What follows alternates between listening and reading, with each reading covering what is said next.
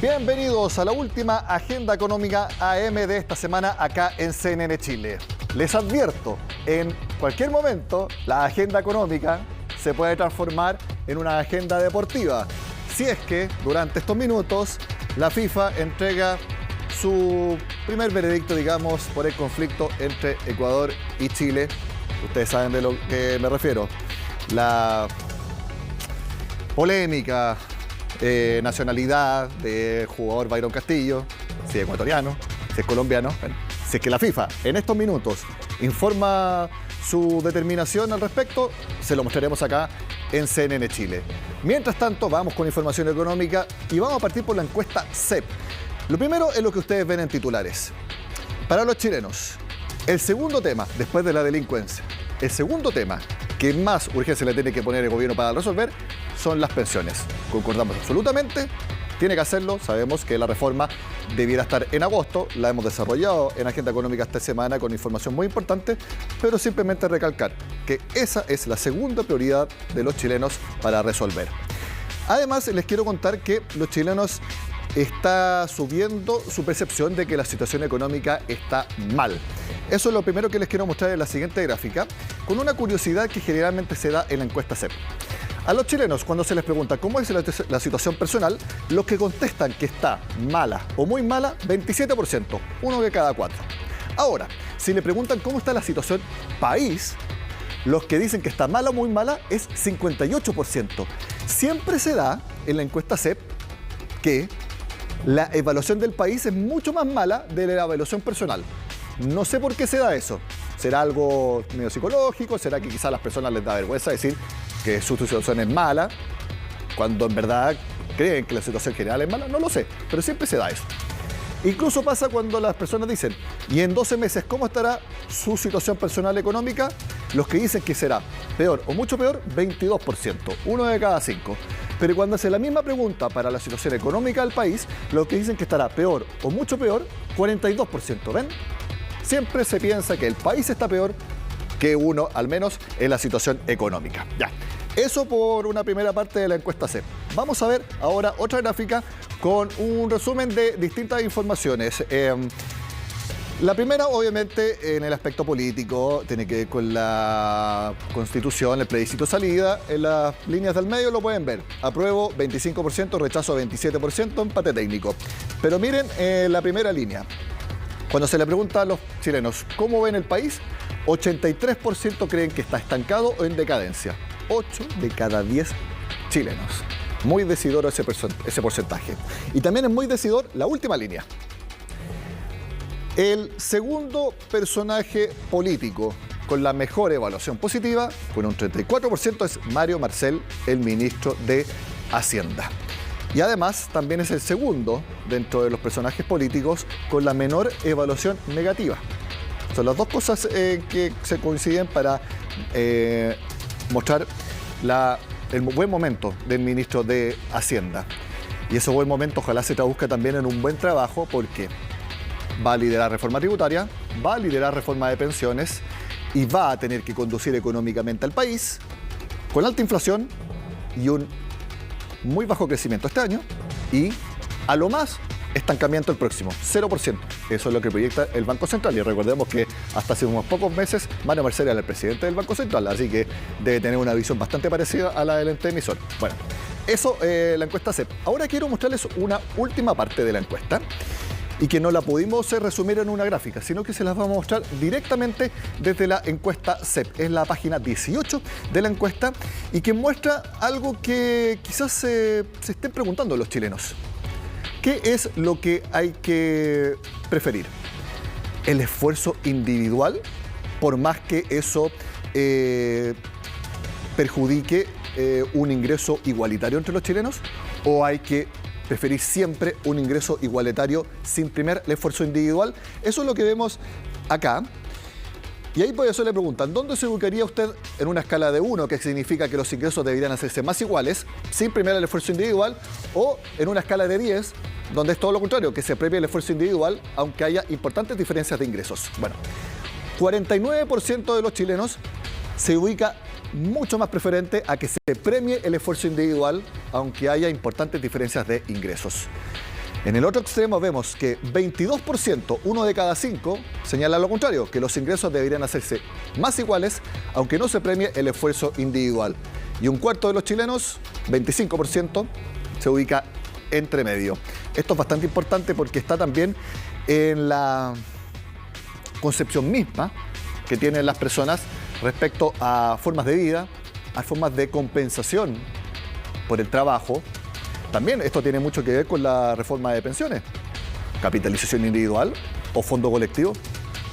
Interesante lo que menciona la encuesta CEP. Dejamos por un lado la encuesta y vamos a hablar de una entrevista exclusiva que tuvimos este jueves en Agenda Económica PM. Estuvo el presidente de BHP Minerals en América, Ragnar Add. Para entenderlo bien, es el máximo ejecutivo de la multinacional minera y dijo cosas bastante interesantes. Por ejemplo, ¿en qué van a gastar los 10.000 millones de dólares que anunciaron como inversión a largo plazo? Veamos lo que dijo el ejecutivo. La realidad es que este país es un lugar donde poder lograr la recuperación económica, la que de hecho se sostendrá en que podamos tener más cobre para el mundo. Cuando básicamente hablé de una inversión de 10.000 millones de dólares, estaba enfocada principalmente en expansiones que vemos dentro de yacimientos existentes en Chile. Mi expectativa es que más de la mitad definitivamente irá a Escondida. La realidad, sin embargo, es que la decisión de invertir la tomas en un momento y lugar, y para nosotros ese momento y lugar tiene que ser cuando tengas certeza política, claridad en términos del marco legal con el que vayamos a trabajar. Entonces no puedo hacer un compromiso en términos de proyectos en particular en este punto, porque eso vendrá cuando hayamos establecido esos otros elementos. Muy interesante lo que dice Ragnar Add, porque son expansiones de proyectos actuales. Escondida, la mayor mina de cobre del mundo, Spence y también Cerro Colorado. No son proyectos nuevos y eso es algo que viene dándose en la minería hace mucho tiempo. Además, en la conversación, por supuesto, que hablamos con el Ejecutivo sobre la nueva Constitución y la reforma tributaria. ¿Cuáles son las expectativas y también cómo pueden influir ambos aspectos en sus decisiones de inversión? Veamos lo que dijo. Lo que he visto es un proceso bastante maduro en términos de las propuestas, en una forma que de hecho ha logrado incorporar mucha información técnica y financiera que ha dirigido el debate que se ha dado. Ahora sí espero poder ver algunas resoluciones a fines de junio y eso es una decisión del pueblo chileno en cuanto a cómo se verá lo que salga de ahí. Sin embargo, es importante entender que Chile es una nación minera en el mundo, entonces Chile competirá con el resto en términos de qué capitales extranjeros invertirán en Chile o no. Desde la perspectiva de BHP, trabajaremos con el sistema que haya, pero obviamente eso va a influir en nuestras futuras inversiones también. Ahora también vamos a hablar de capitales extranjeros que invierten en nuestro país, porque Santander anunció la construcción de un nuevo edificio corporativo. Invertirá 350 millones de dólares en el edificio que está en un sitio que actualmente es Eriazo, en la esquina de Vespucio con Presidente Riasco. Ustedes lo podrán conocer, es uno que queda al frente de la Escuela Militar. Ahí lo vemos en pantalla, como les decía, una inversión de 350 millones de dólares, edificio con características de sustentabilidad muy importantes, eficiencia energética. El punto concreto es que Santander dice que esto lo venían pensando hace muchos años. Y aquí obviamente hay dos mensajes. Uno, confianza en el país. Por algo, invierten 350 millones de dólares en un nuevo edificio. Eso es una señal clara, por supuesto, de confianza en el país. Pero también otra cosa, dejan su edificio emblemático en el centro, en calle Bandera. Cada uno podrá tener su interpretación de por qué dejan ese edificio. Todos sabemos qué es lo que ha pasado con el centro de Santiago en los últimos años. Lo concreto es lo siguiente. Todo grupo económico quiere estar cerca del poder político. Y ese edificio en Bandera está a 5 minutos caminando de La Moneda, del Ministerio de Hacienda, de la Comisión para el Mercado Financiero. Estratégicamente ese lugar es muy bueno. Entonces, hay que ver esta decisión desde muchos puntos de vista. Lo concreto es que nuevo edificio corporativo de Santander será en Las Condes en un proyecto de 4 años por 350 millones de dólares. Y hay que también ver algunas cosas. No es la primera empresa que se va del centro de Santiago, han sido varias. Y ustedes, los que han viajado, han podido percibir que en los países desarrollados, los lugares más deseados por estar y los más costosos por lo mismo, en el centro de las ciudades, cerca de las gobernaciones, cerca de las municipalidades. Acá está sucediendo todo lo contrario. Eso también habla mucho de lo que está sucediendo en nuestro país. Ahora hablamos del MEPCO porque esta semana se aprobó la nueva inyección de 1.500 millones de dólares para que llegue a un fondo total para este año de 3.000 millones de dólares. ¿Cómo será implementado en concreto? Lo vemos en la nota de Paloma Ávila. Es tanto lo que subió el precio de las bencinas que prefirió dejar de usar su auto. Hace semanas que Eduardo no manejaba y el polvo en su vehículo lo confirma. Lo encontramos poniéndole aire a las ruedas, pero ¿será solo eso? El auto volverá a guardarse. Mira cómo está de cochino, no lo he sacado en varias semanas, entonces ya prefiero no ocuparlo. Yo prefiero andar en metro. Me ahorro tiempo, me ahorro plata. Si bien el Senado aprobó y despachó la iniciativa de ley que amplía el MEPCO de 1.500 millones a 3.000 millones de dólares, las alzas son inevitables. Así los conductores no les queda más que buscar formas de ahorrar. Como lo menos posible, no, por lo justo y necesario. Dejé de usar autopistas, que también es otra forma que sacan dinero, bastante dinero del bolsillo. Bajé a 93, estoy echando 93. De 95 me cambié a 93.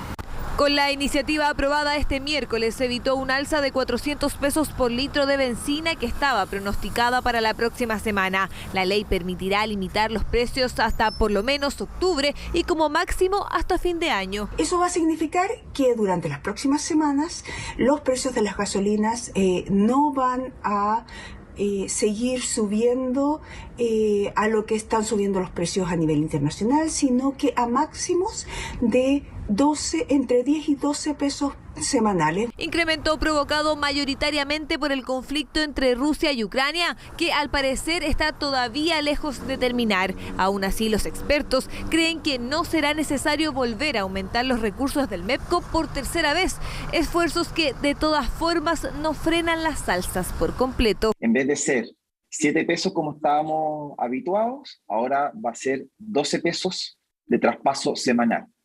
Por lo cual, lo más probable es que a mediados de julio el precio de la gasolina 93 va a alcanzar los 1.200 pesos en Santiago y de ahí sobre ese valor en el resto de las regiones del país.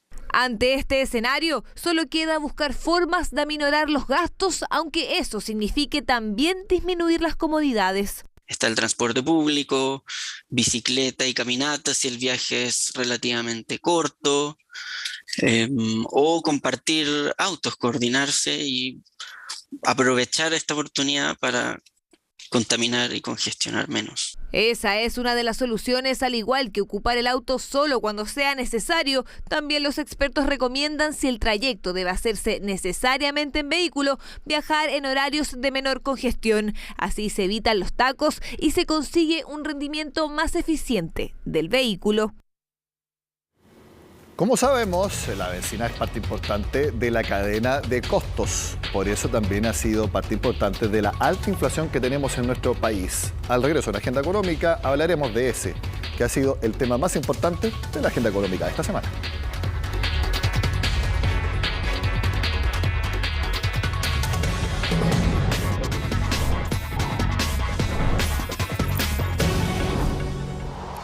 Tasa de interés que subió a 9%. Inflación que también subió a 11,5% anual. Y el Banco Central, además de la alta inflación, también señalando que Chile podría estar en recesión económica el próximo año. Todo eso fueron ingredientes de la muy cargada agenda económica semanal que tuvimos por estos días. Por eso, a continuación, les mostramos un compacto de las muy buenas entrevistas que tuvimos durante esta semana acá en Agenda Económica. Recordemos que entre retiros y IFES fueron 60.000 millones de dólares, 20% del producto, cuyo impacto se siente fundamentalmente en este año. Lo fundamental es que ese exceso de gasto se está transfiriendo a inflación, ya dado ese exceso de liquidez. Y ese era el costo que es necesario, que el mismo Banco Central lo había anticipado el año pasado, digamos, cuando en medio del tercer retiro. Lo que estamos haciendo es pagar la cuenta de la farra que nos dimos el año pasado, a propósito de los retiros y los IFE. Simplemente va a caer el producto.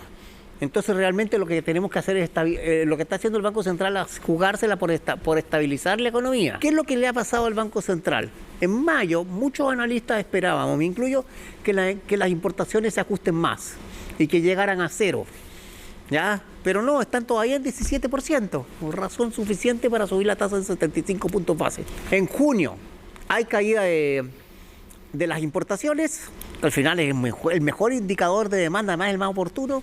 Efectivamente, yo creo que se va a frenar el Banco Central en 9,25, 9,5%. Aún así, no sabemos hasta qué nivel va a llegar la inflación. Yo creo que va a llegar hasta 12, 13% en 12 meses. ¿Por qué? Porque en el segundo semestre vamos a tener, yo lo digo con mucha convicción, va a inducir una caída de la demanda interna y una caída del PIB. Yo personalmente pienso que a lo más terminamos en un 9,5. Es probable que sigamos por un tiempo en un escenario donde la inflación va a ser todavía alta y vamos a tener tasas de crecimiento trimestre a trimestre negativa o incluso algunas interanuales también negativas.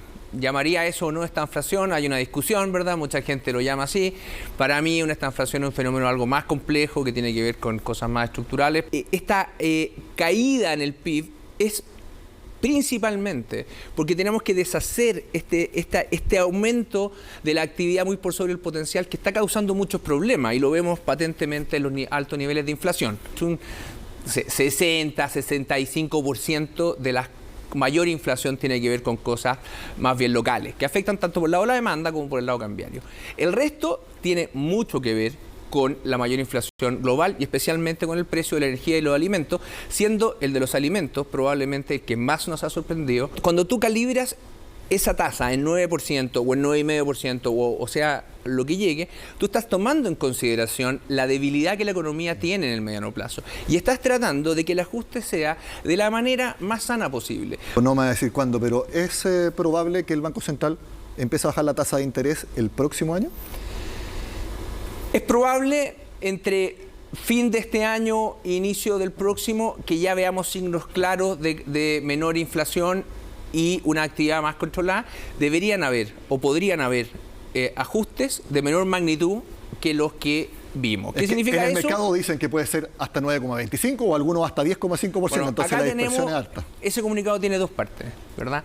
Uno te dice que lo más probable es que se necesiten ajustes menores a los que hemos hecho. El último ajuste fue de 75 puntos. Entonces lo más probable es que en la próxima reunión hayan ajustes sean menores que 75. Si uno descuenta las medidas subyacentes, todavía son registros elevados. O sea, para que uno haga una idea, para coincidir con la meta del Banco Central, si uno piensa que la tendencia inflacionaria está más marcada por estos productos que no están tan marcados por la volatilidad de la energía o de los alimentos internacional, uno tiene una variación de 1%, entonces son registros muy elevados. Entonces, para tener la meta de inflación de 3% en un año, o pensando en 2 años plazo, necesitamos registros de 0,2, 0,3, en el fondo, por lo menos en los indicadores más subyacentes. Entonces, si se está acelerando todavía en el margen la inflación, todavía puede ser que va sumando más inflación de la que le vamos descontando de los meses anteriores, mensualmente, del año pasado. Entonces no es algo tan descabellado llegar a sobre 12%, no, puede ser ya algo más exagerado, podría ser ya en torno al 13%, pero que esté sobre 12, estamos ahí. El beneficio es como terminar ya el ciclo de alza y por lo tanto tratar de ver cómo estos efectos de apurar el alza de tasa, pero en cierto sentido quizás tiene el riesgo de que si después la inflación todavía no está cediendo, si la parte del consumo que tú me mencionabas al principio del segmento todavía no se atenúa tan rápidamente, entonces a lo mejor 9,5 queda corto, entonces hay que seguir subiendo la tasa. Entonces, en esta oportunidad subir 75 puntos base todavía le abre la puerta, pero le deja margen para tener un poco más de munición, porque claro, llegar a tasas más elevadas, ya cerca de 10%, yo creo que es bastante impensado. La inflación efectivamente llega a niveles muy altos, 11,5%, y de hecho probablemente esté algo sobre 12% en base anual durante los próximos meses. Eso da cuenta que las presiones inflacionarias continúan. Seguimos viendo, ¿no es cierto?, un consumo muy dinámico. De hecho, hoy día el consumo de bienes durables está en torno a 60% por sobre los niveles que veíamos previos a la pandemia. Eso tiene que ver con las inyecciones de liquidez que se notaron con especial fuerza durante 2021. Sin embargo, ir drenando esa liquidez ha sido lento, digamos, básicamente porque la liquidez sigue siendo importante y segundo, porque todavía no vemos el efecto completo de la política monetaria. Por lo tanto, eso hace ver, digamos, de que esta inflación va a ser algo más persistente, más todos estos factores externos. Es una cosa de cómo uno lo califica, digamos. Yo creo que la inflación efectivamente hoy día es alta, la economía está muy frenada, por lo tanto, en ese contexto, muy puntualmente uno podría estar viendo ese fenómeno, pero la inflación va a ir bajando, digamos, y por lo tanto se va a ir controlando. Nosotros sí creemos que el Banco Central va a lograr su objetivo, va a ir llevándola hacia el 3%, y por lo tanto, en ese contexto, más bien, ¿no es cierto?, uno pensaría que este frenazo o esta economía algo debilitada, más bien va a ir permitiendo justamente que la inflación vaya bajando. Por lo tanto, este periodo de alta inflación con bajo crecimiento creemos que va a ser más bien breve. Tuvimos varios mensajes de cautela. Por un lado, la preocupación sobre el proceso de desaceleración hacia el segundo semestre y el próximo año. Obviamente ratificar también que las presiones inflacionarias han cedido muy poco por ahora. Estamos todavía con registros inflacionarios altos, y lo más probable es que aún queden algunos meses con registros aún o similares o algo inferiores a los recientes, pero que el proceso de desaceleración inflacionaria por ahora no se consolida. Consecuentemente, el Banco Central va a tener que mantener e incluso aumentar el costo del dinero, la tasa de política monetaria durante los próximos meses. Si bien estamos sometidos a las presiones inflacionarias de alimentos, de combustibles, también el mercado está incorporando cada día más una eventual desaceleración en el mundo desarrollado, en Europa, en China, en Estados Unidos. Y obviamente que eso está mitigando las alzas de precio que provienen de estos shocks de oferta, de desabastecimiento en algunos casos. Y si eso llegase a ser, por supuesto que estamos a puertas de un proceso de desaceleración inflacionaria que en el caso de Chile, en todo caso, Nicolás, no va a ser particularmente rápido.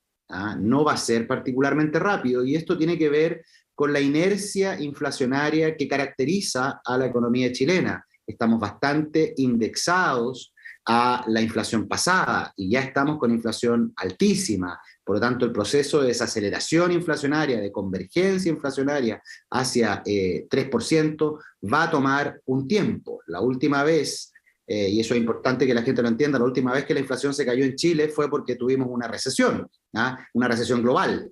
Es evidente que los costos de abastecimiento, las cadenas logísticas se han encarecido en el mundo, y por lo tanto creo que la asignación de los factores internos de los que habla el Banco Central está bastante sesgada hacia considerar los factores internos. Yo he hecho ejercicios similares y llego a una composición inversa: 60% factores externos, 40% factores locales. ¿Qué significa eso en términos muy simples? Que el Banco Central diría, si no hubiese sido por los factores internos, la inflación estaría más cerca de 8, y yo digo que la inflación estaría más cerca de 6,5, dice el Banco Central, o 7, yo digo que estaría más cerca de 8 a 8,5. Deberíamos llegar a una tasa en torno a 9,5, 9,75, quedarnos ahí un tiempo.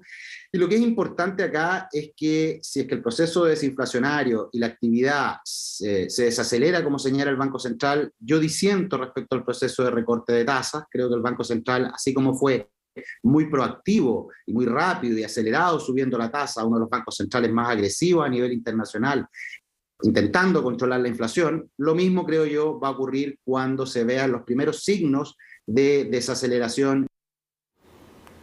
Antes de terminar Agenda Económica AM, les tengo una invitación. Hoy, 1:15 para las 8 de la noche, Agenda Económica extendida porque es viernes de Agenda Económica Constitucional, ciclo de programas dedicados obviamente a analizar el borrador de la nueva Constitución. Este viernes es el segundo capítulo y lo vamos a dedicar a analizar exclusivamente el derecho de propiedad, sus implicancias, su comparación a cómo está con la Constitución actual y, por supuesto, las polémicas propuestas en torno también a la ley de expropiación. todo en Agenda Económica Constitucional hoy, 7:45. Los invitamos para que estén con nosotros. Y, por supuesto, como lo hago siempre, los invito a que sigan con las noticias de CNN Chile, todos muy atentos a ver qué es lo que dice la FIFA, si es que vamos al Mundial o no por secretaría. Atentos.